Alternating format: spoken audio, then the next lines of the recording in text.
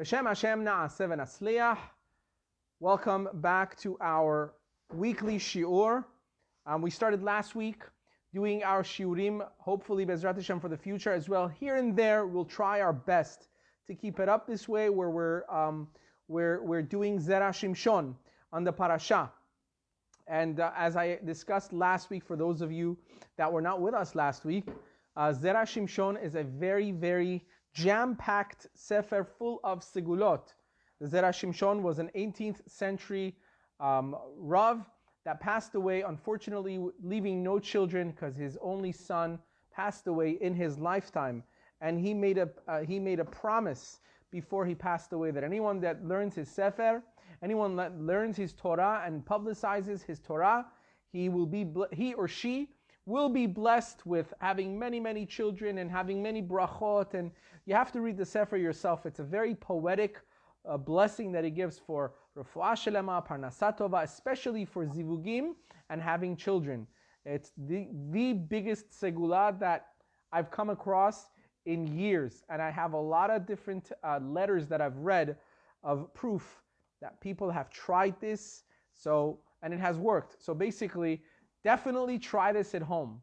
The Sefer of Zera Shimshon. That's what we are doing. So, the Zera Shimshon on this week's parasha, on each parasha, the Zera Shimshon has many, many chidushim, many ideas on different things on the parasha.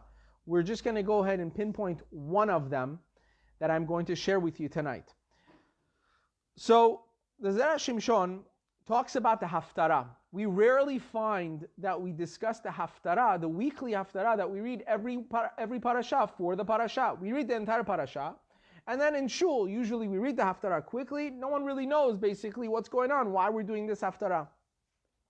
So the Zera Shimshon is going to elaborate on a piece of this Haftara, actually the first few words of the Haftara.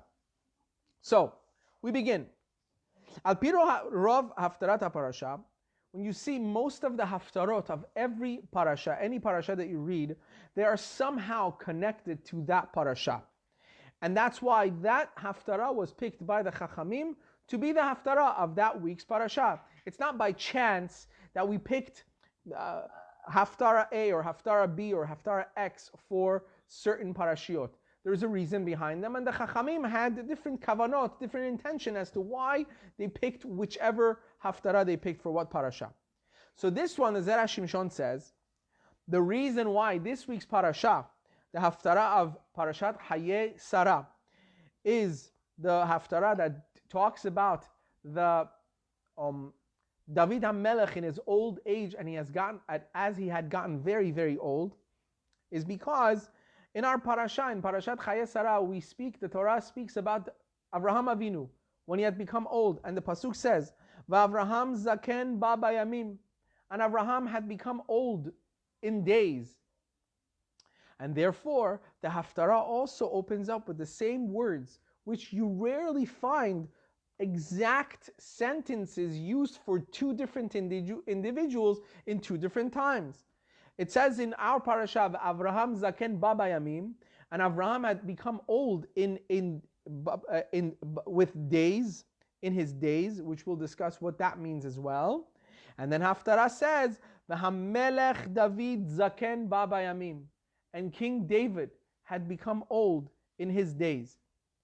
The Navi comes and elaborates on certain things that had happened in those days in the time of King David.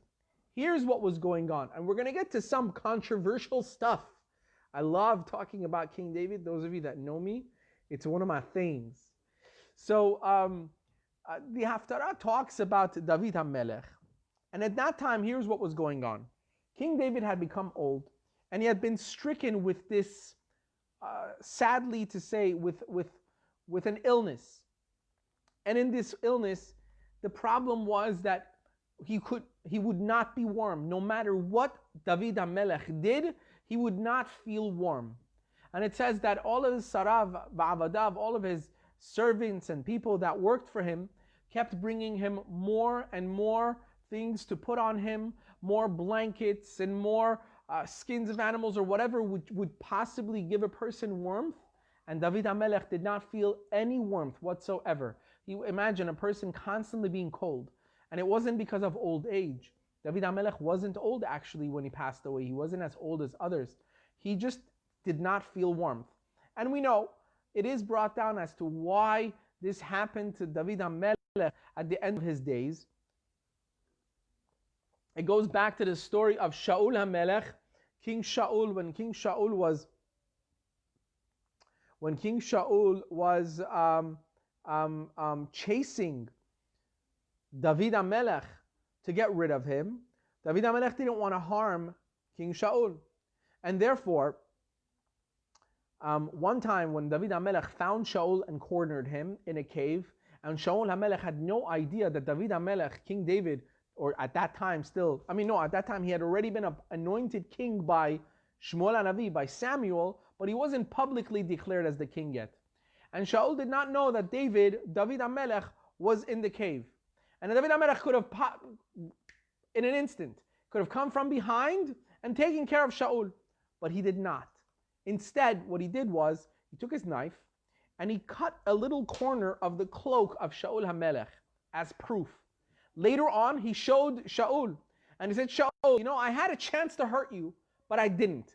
You want proof that I could have hurt you and I didn't? Here's a piece of your cloak that I have. I was right behind you. I was an inch away from you. And what did I do? I did not hurt you. I took a piece of your cloak instead. This is proof that I don't want to fight with you. I don't want to hurt you. So, therefore, because of that, Chachamim say, and it's very, very deep, and it's really hard to understand. Even though King David had every right to protect himself, however, it turned out to be disrespectful to the kingship. Disrespectful to the kingship of Shaul. And because he cut the little piece of the cloak of Shaul HaMelech, Chachamim say that's why Hashem said, you took the cloak, you ripped the cloak of a king, of a sitting king, and because of that, the cloak that you will wear at your old age will no longer serve you, meaning you will not have warmth. And because of that, David HaMelech did not feel warmth towards the end of his life. No matter how much they covered him up, it did not help. Nothing at all. This is the kuva, this is the timing that we are discussing and the Haftara talks about. When it says, V'hamelech David zaken b'bayamim, and David was old in days, it's the time that he could not feel any more warmth. And as much as they would bring, it wouldn't help. So what did the Chachamim do? The Chachamim had an idea. Now this is where it gets a little controversial, and honestly, I do not want to get into the details of this because there's too much to talk about when it comes to this situation. So I will only speak on the surface. I see some of your eyes are tinkling there because you know what's about to come, right? My dear friends from my old shiurim, but I can't get too much into details. So it says, therefore, the Gemara says in Sanhedrin, whenever the king needed warmth, the Chachamim came and they asked a young woman to come and be the personal, so to speak, nurse of King David, to only be with David HaMelech in a room and serve him in that way, and she would provide that warmth for David HaMelech. And in that way, David HaMelech would no longer feel cold anymore. Now, this was problematic, as people are already probably thinking. Why? From one end, David HaMelech was not able to marry her. Why wasn't he able to marry her? Why couldn't he marry her? You could turn on your mics and try to answer. Why wasn't David allowed to marry her? Why wasn't he allowed to do it? Right, because he already had the maximum amount of wives that a king was allowed to marry, which was in fact 18. So David HaMelech was already there and was no longer able to marry another wife. Therefore, it was problematic. Now, he needed to have this young lady with her in the room but he could not marry her. And from the other end, umeidach, from the other end, if David HaMelech would not marry her, asur la l'shehot imo b'chadro, mishum shebeit dino shel David gazru she'asur leitiyached im isha pnuya. He was not allowed to be with her in a room because the Bet Din, his own Bet Din, David HaMelech's court, had ruled at that time, made a decree that you were not allowed to be in a room with an unmarried woman. So David HaMelech had a problem here. He couldn't marry her, and he couldn't be in a room with her either whenever they were alone because she was not married. So here's that problem for you. David HaMelech was stuck, and this was his only, it was his only cure. And what happened at the end? At the end of the story, the Chachamim made a heter. The Chachamim actually took away this decree that you would not be able to be in a room alone with an unmarried woman, in order for David HaMelech to be able to be with this girl, Avishag, to be with her, so that she would give him that warmth. Now, just to clarify, this was just to be his nurse. David HaMelech did nothing else with this woman whatsoever. This was just a young woman.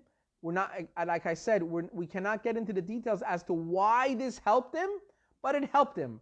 But it was nothing of the sort of what people these days would think that, oh, he was doing things with her, or no, not at all.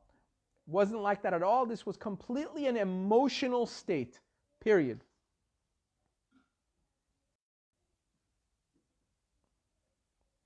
The problem was the number of wives he already had. Why can't you just divorce one of them? Stephen. V'al ze amar Rab Shemen, on this Rab Shemen bar Abba says in the Gemara, Bo ur'eh kama kashim girushin. Come and see how difficult divorce is. And it's such a thing that we should always try to avoid.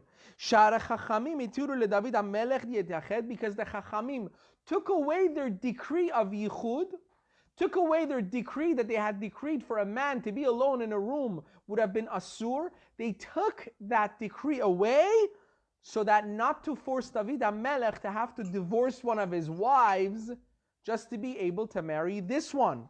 So this, actually, the Gemara is telling us, the world that we see around us, where marriage has completely become a joke, literally a temporary testing the waters, the Gemara is basically saying, no, my friends, it ain't that easy. It's not that easy to just get married and then, oh, you know what, 6 months into it, 2 years into it, well, what can I say? It just didn't work out. It doesn't work that way. And that is why it was brought, just like Stephen just pointed out, it actually brings it down in the Gemara. The Gemara says quite clearly, come and see how difficult it is. A situation of divorce, a person should try their best to avoid because of this. It's not so easily done. Unfortunately, in today's day and age, divorce has become a scapegoat. People literally get married knowing that there are problems in the relationship, but they say, you know what, worst comes to worst. This is what we're going to do. That's not what marriage is for. Marriage is something for a person to work at. Ad me'av v'esrim Bezrat Hashem for everybody. Now, therefore, listen to this, guys. This is an important point that we're going to make. And when David HaMelech was with this girl in his room all those years, what happened? David HaMelech never, ever, ever even thought about actually being with her. What happened? He was metaken. He fixed the avon, the sin that he had with Bathsheba. What was the problem with Bathsheba? Bathsheba was the mother of Shlomo HaMelech. Now, that's another controversial issue that happened in the times of David HaMelech. Bathsheba was at the time married to someone else, and then she was divorced temporarily to be remarried again to her husband. However, in the middle of all of that, David HaMelech saw in a prophecy that Bathsheba is truly his wife, meant to be his. And he saw in prophecy that the child that will build the Beit HaMikdash is going to come from Bathsheba. So he knew this is it. Her husband has divorced her. Even though it's temporary, it's probably not temporary, because I see in Nevuah that she is actually my rightful wife. So he went and took her. However, the Navi came to her afterwards and said, you made a mistake. You should not have done so hastily. You should have waited for the right time to actually do it in a right way. Why did you do it in a hidden way? And that was counted, chas v'shalom, it was counted as some kind of an avon, a sin for David HaMelech. Even though David HaMelech in Tehillim, as we said a few months back in one of our shiurim, as David HaMelech says in Tehillim, Chatati Hashem Elokai, I only sinned against you, God. I didn't sin against anybody else. I didn't sin against Bathsheba's husband. Nobody else. The mistake I made was towards you. And I'm ready to take the fall for it. However, when David HaMelech was in a room with this girl for so long, and he did nothing with her, and he had no thoughts of even being with her, he was finally metaken. He fixed the avon of Bathsheba. That sin that he had with Bathsheba was erased. Because he knew that he can't marry her, he couldn't marry Avishag, and knowing that he can't marry her, what did he do? Imagine, a person has a dilemma. He's very ill, and the only thing that could help him is to marry this woman. But oops, he's married too many wives already. He's not allowed to have another wife. What does he do? As a king, he could have made decrees, he could have had excuses. None of the above. He didn't do any of those. He suffered through it, having a young girl in his room, and not once did it ever entice him. And because he held himself back so strong, he was metaken. He fixed the original avon that he had with Bathsheba. And the Navi elaborates the things that happened in the house of David HaMelech at that time. Now we're going to get into what was going on in the house of David when David HaMelech was not feeling well. And it was, to many, clearly almost the end of his life. 1 second, please.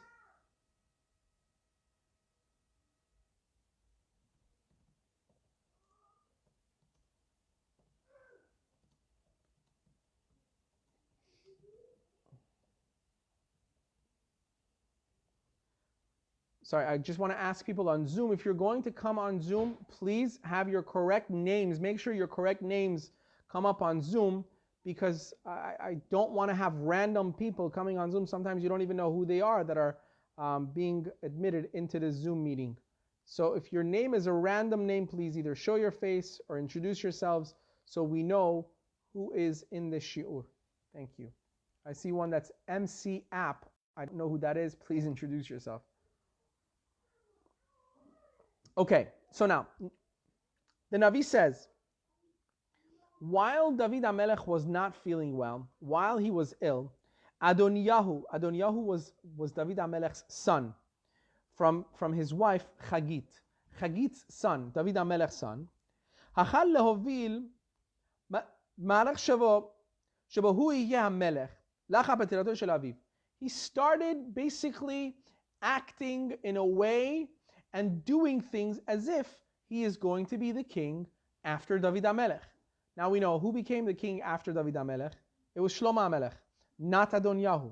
However, when David HaMelech was not feeling well, he was ill in bed, Adoniyahu, his son, started acting as if he's going to take the throne afterwards.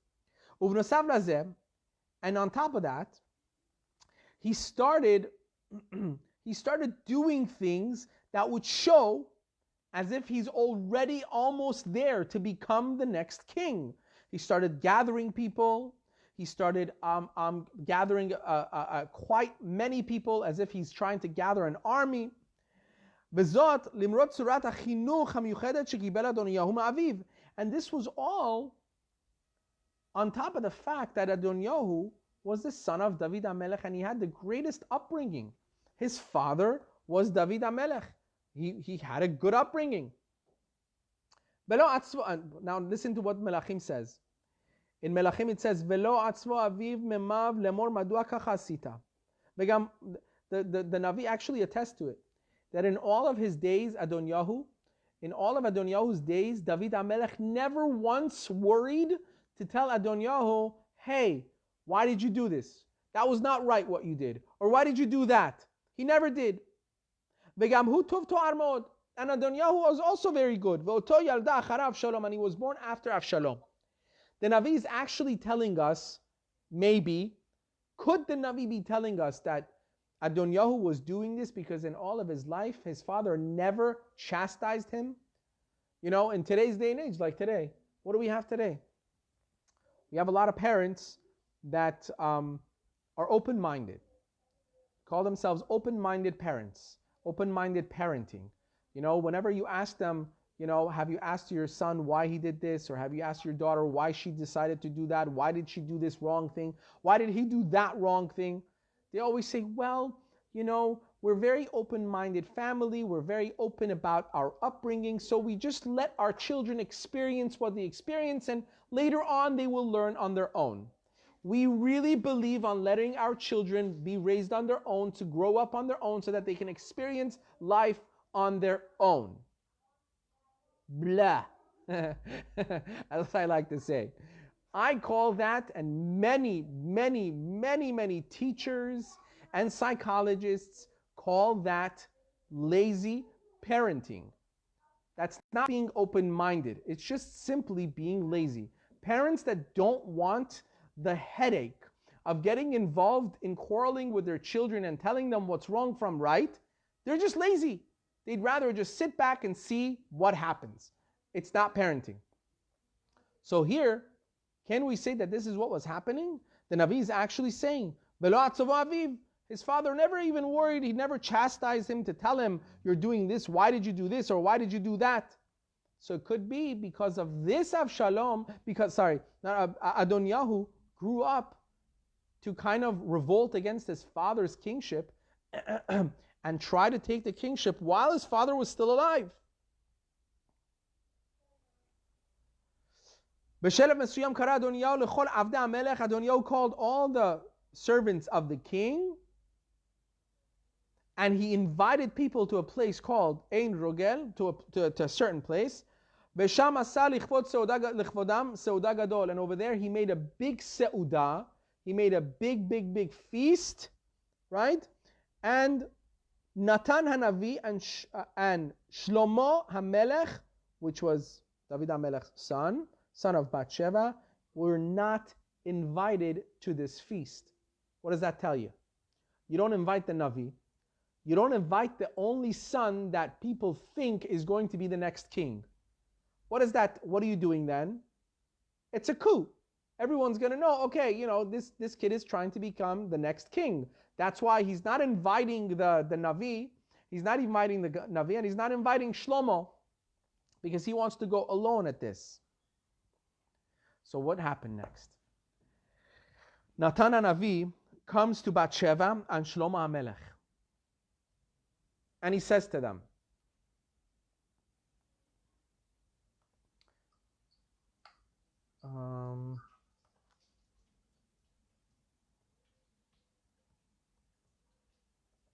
Natan HaNavi comes to Bathsheba and Shlomo HaMelech and says to them, listen, this is what's going on. Adonyahu has gathered his own men, and he's had a feast, and listen to what he says. V'Adonyahu ben Chagit mitnaseh lemor ani emloch. Hold on. Oh, sorry. Let's go back.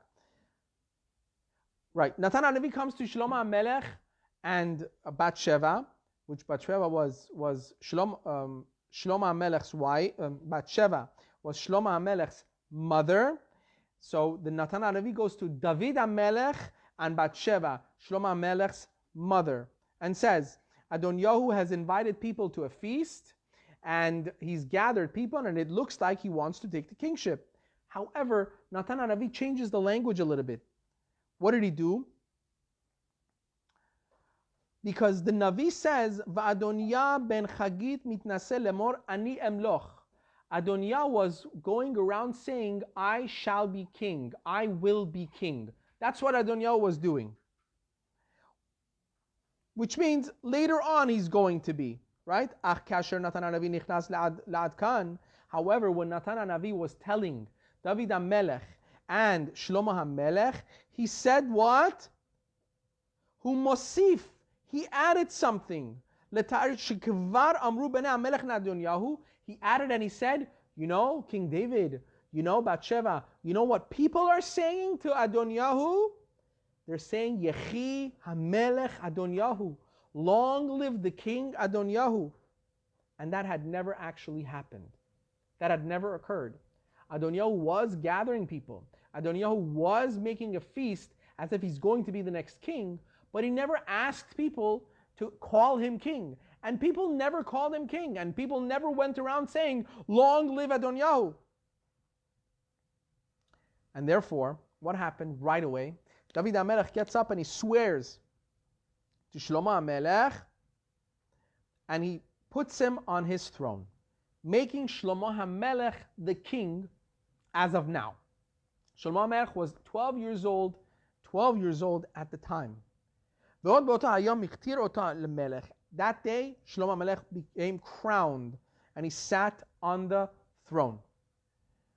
When people at the Seudah, when people that were sitting at the Seudah of Adoniyahu heard that David HaMelech crowned Shlomo and sat him on his throne, they literally all ran away. They did not want to deal with this mess. They all got up from the feast of Adoniyahu and they ran away. All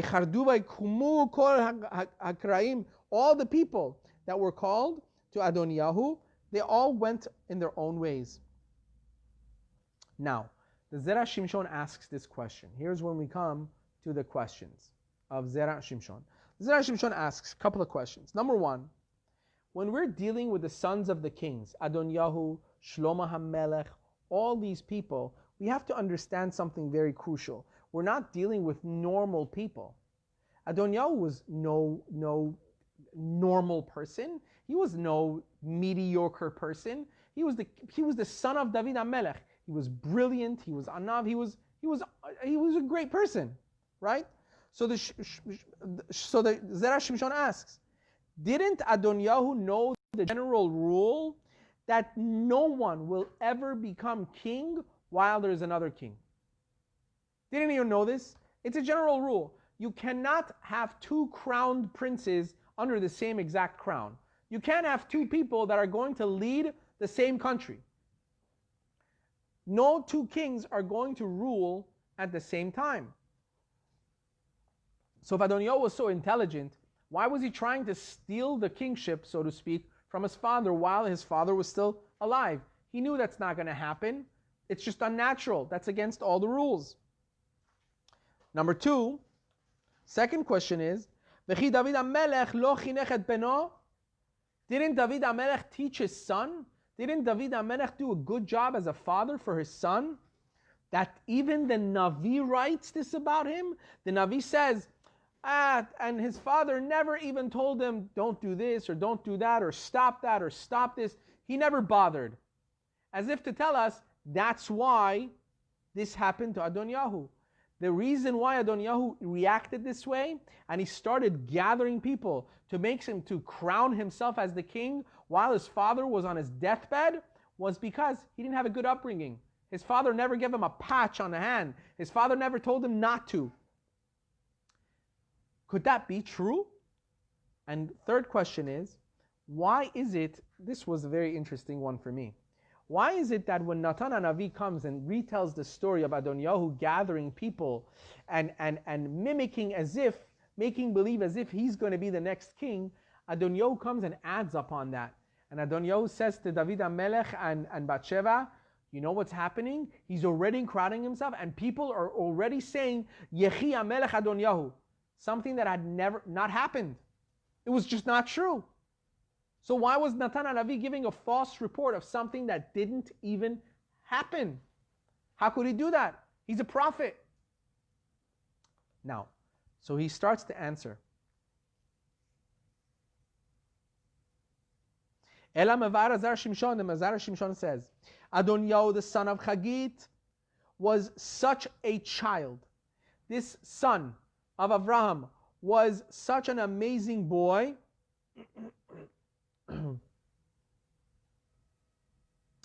He was such an amazing boy that David HaMelech never actually needed to chastise him.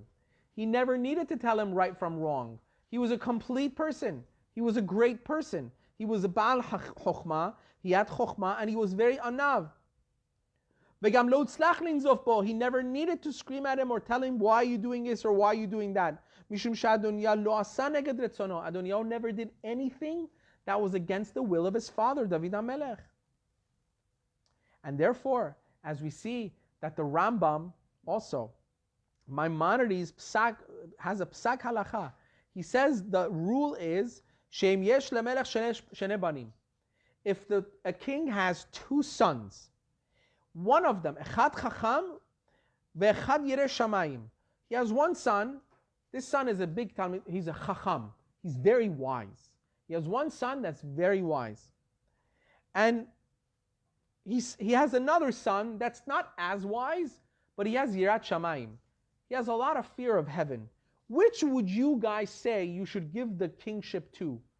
Who should be chosen as the leader of the nation? The one that is a Baal Chokhmah, the one that is wise, or the one that is Yirei Shamayim, the one that has fear of heaven? Which should be given to? Which one of these deserve to be king?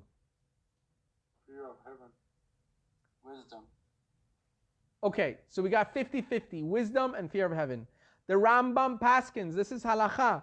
The Rambam says, Yesh latlet et hamelucha leven hayireh shamayim. You should give the kingship to the son that has yirat shamayim.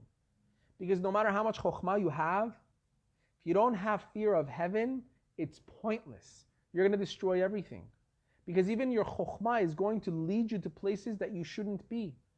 Lead you to want things that you shouldn't want.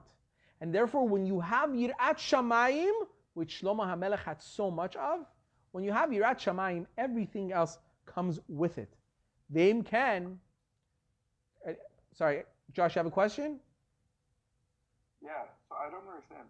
So they're basically like downplaying the Talmid Chacham. I mean, are you assuming is a Talmid Chacham and he has Yirat Shamayim? Is that one and the same? Good. Or the two? Okay. Good question. Put it to you this way. There have been people in the past, some of which actually, I don't remember the names, some of which that even were responsible for the conservative movement, were not regular people. One of which I'm trying to remember his name, I don't remember, but he was one that wrote many books of chidushim, many books of scholarly chidushim, ideas that would boggle your mind in Torah and mitzvot, their own chidushim, but they wrote them on Shabbat while smoking a cigarette. A cigar, actually. He used to smoke cigars. Now, you ask yourself, when you read the chidushim, you think to yourself, this is a person that had so much chokhmah of Torah, so much, yet to describe the same exact Torah that tells you not to light a fire on Shabbat, not to write on Shabbat, you can sit and write your chidushim on Shabbat. How do you do that? The answer is, like you were asking, Yirat Shamayim and Chokhmah don't come together. You could be a Talmid Chacham, you could have a lot of wisdom of Torah, but it doesn't mean you have Yirat Shamayim. It doesn't mean you have fear of heaven. Right? If you don't have fear of heaven, you have nothing. That's what Shlomo HaMelech says.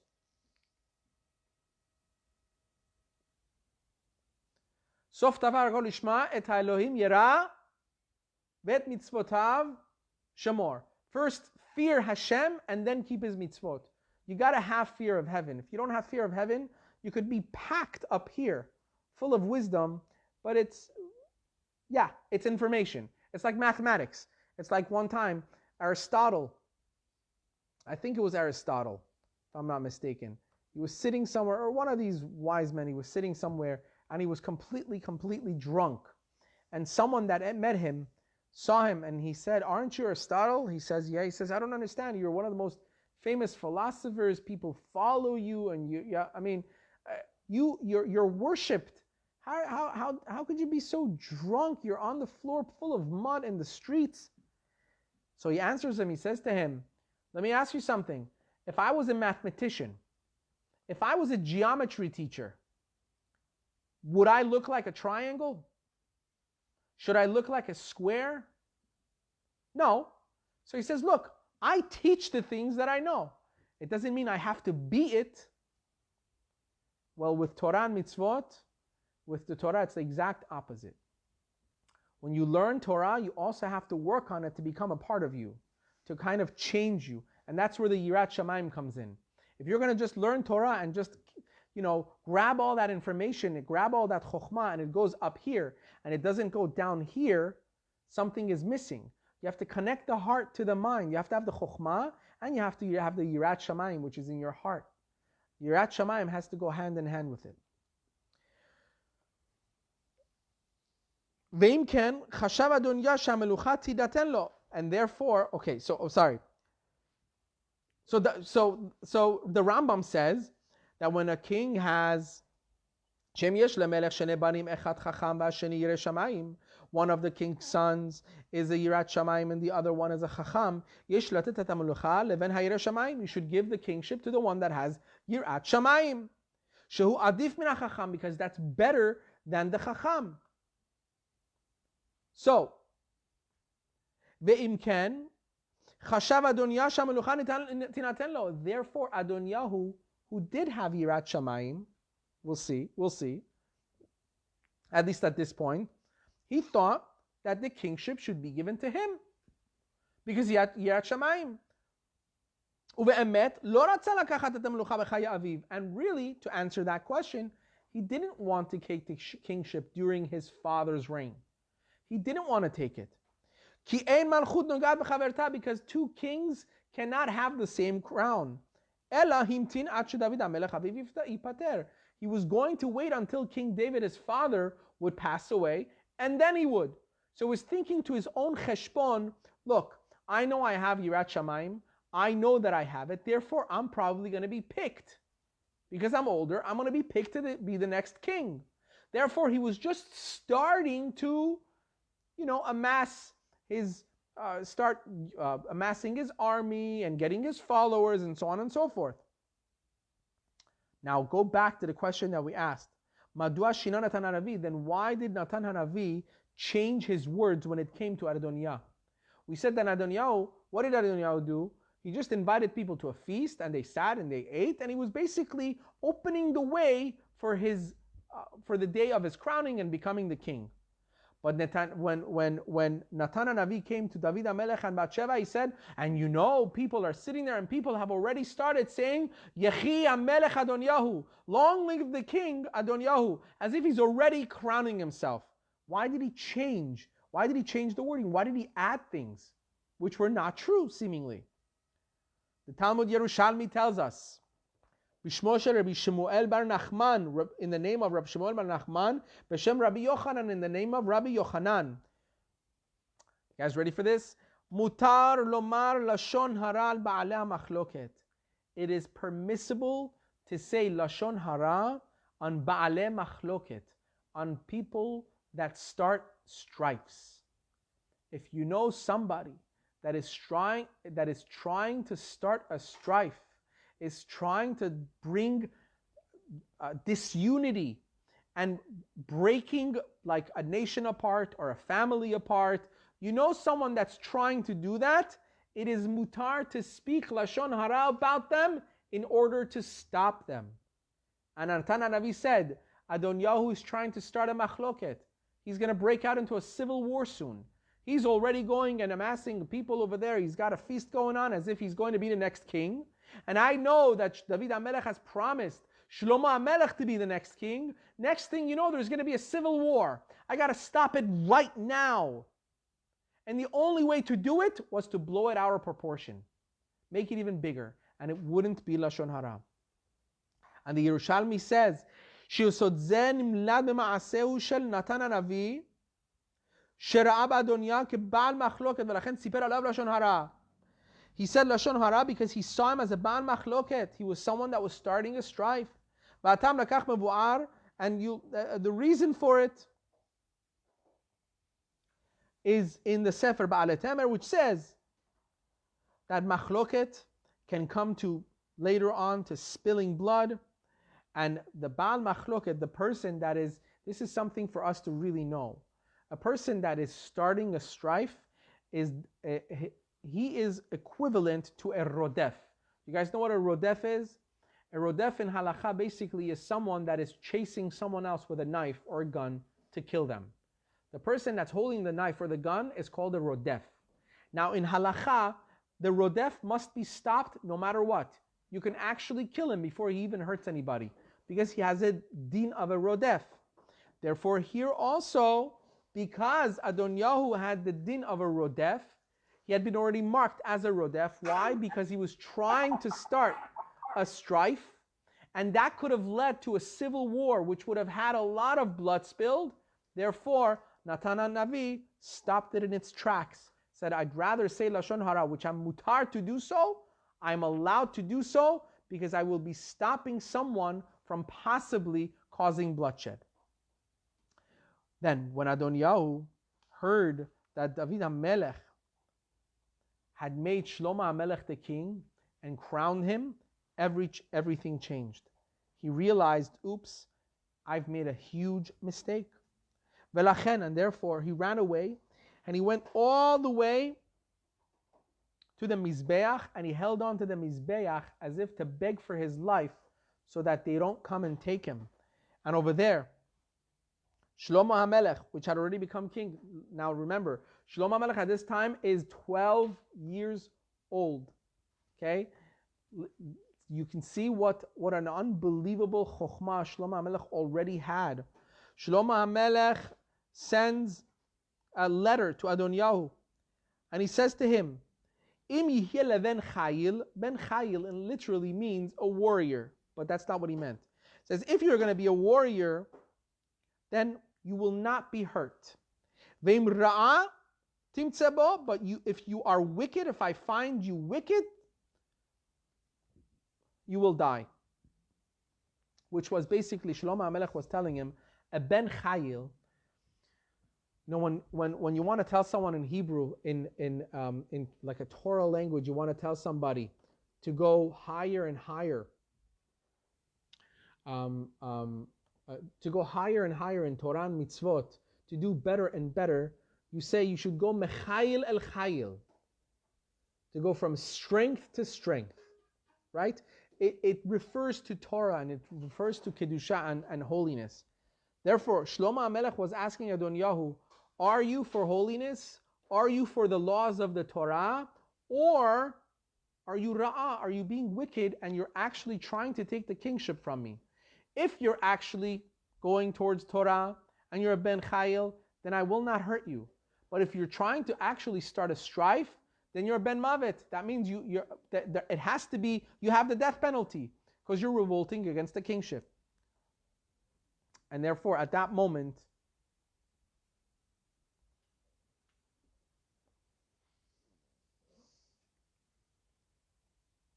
Adonyahu said that he is not revolting against David HaMelech and Shlomo HaMelech left him alone. Now, later on, just to finish up with this, later on, when time passes, going back to the story of Avishag, who was the nurse of David HaMelech, later on, when David HaMelech passes away, Adonyahu comes and asks Bathsheba if she can go ahead and make the shidduch for Adonyahu to marry Avishag. And Bathsheba, Shlomo HaMelech's mother, goes to Shlomo HaMelech to ask Shlomo HaMelech what he thinks of this, that Adonyahu wants to marry Avishag, to ask permission for him to allow it to happen, not seeing anything wrong with it. However, when Shlomo HaMelech hears this, he says, now I know that Adonyahu is actually trying to revolt and take the crown. And the Zera Shimshon asks, why? Why did this mean that Adonyahu wants to take the crown? He just wanted to marry a girl that was never married before, and his father David HaMelech had already passed away. Avishag was just a nurse of David HaMelech. However, Shlomo HaMelech explained to his mother that, you see, the halacha is, and it's an interesting halacha, any nurse of a king, any misharetav mean any helpers of the king that are women, nurses of the king, or any wives of a king that become almanot, that are widowed, regular people are not allowed to marry them. They're only allowed to be married by other kings, because it's disrespectful to the kings, the previous kings, for their wives to marry regular laymen. Therefore, only kings are allowed to marry them. And Avishag, even though she wasn't really married to David HaMelech, even though she was never married to him, she was a part of his family at that point. She had nursed him back to health at a certain point. And because of that, she had become a part of the faculty of David HaMelech. And therefore, Shlomo HaMelech said this is a sign Adonyahu is again coming for the crown.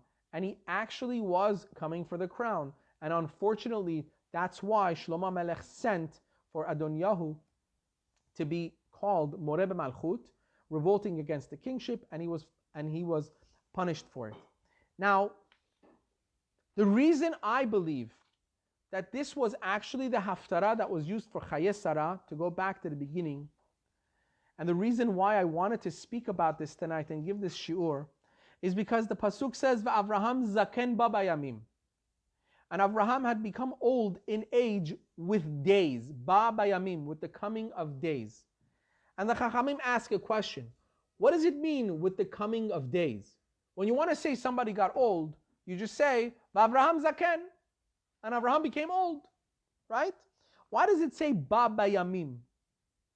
And the Chachamim answer, one of the answers the rabbis give is that ba bayamim means that not only Avraham Avinu was old in age, in years, but he was old in days, meaning every single day of Avraham Avinu's life was used perfectly.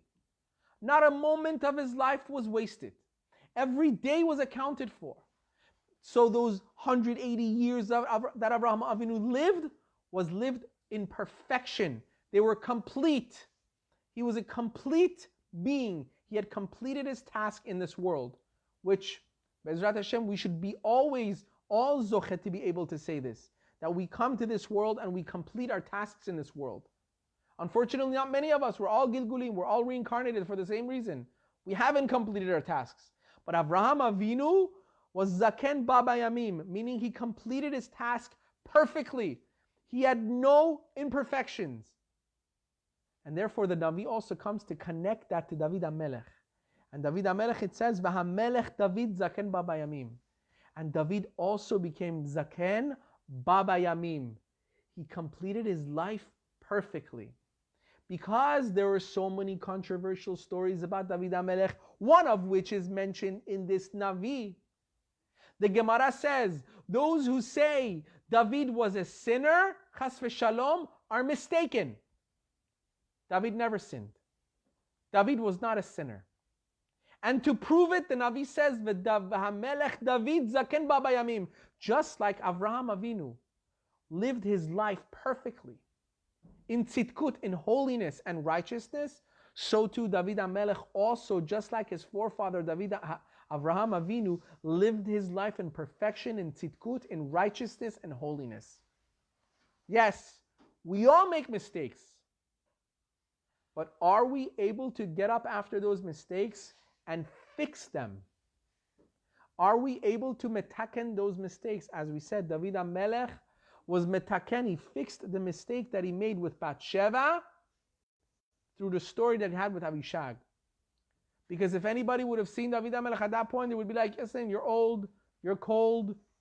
There are so many loopholes you can use to just marry Avishag or do something, or as Stephen said, just divorce one of your wives and just marry this one. She's young, she's wonderful. David HaMelech said no. It doesn't feel right, it's not right. He did not give in to his Yetzer Hara, and because he did not give in to his inclination and his desires, he was able to break free of that Avera that he had, so to speak, Avera, quotations, that he had with Bathsheba years before. Baruch Adonai le'olam, amen ve'amen.